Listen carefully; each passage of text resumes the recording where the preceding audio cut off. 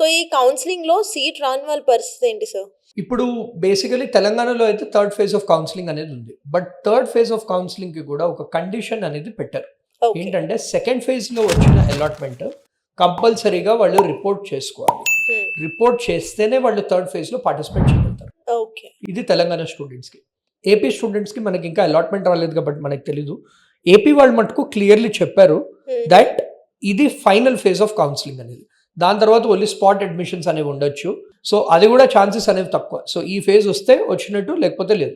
Okay. ఇప్పుడు ఒకవేళ ఈ 2 ఫేజెస్‌లో రాకపోతే థర్డ్ ఫేజ్‌లో కూడా తెలంగాణలో మాకు అర్థమైన అనాలిసిస్ ప్రకారం, మేము చేసిన అనాలిసిస్ ప్రకారం థర్డ్ ఫేజ్‌లో కూడా సీట్ ఎవరికైతే ఫస్ట్ 2 ఫేజెస్‌లో రాలేదో థర్డ్‌లో రావడం కష్టం.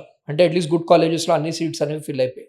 సో స్టూడెంట్స్‌కి ఓన్లీ 2-3 ఆప్షన్స్ ఉంటాయి. ఒకటేమో మేనేజ్మెంట్ కోటా సీట్స్, ఇంకా కొన్ని ఉన్నాయి కాలేజెస్‌లో అవి ఉన్నాయి. బి కేటగిరీ ఆల్రెడీ ఇది అప్లికేషన్ నడుస్తుంది.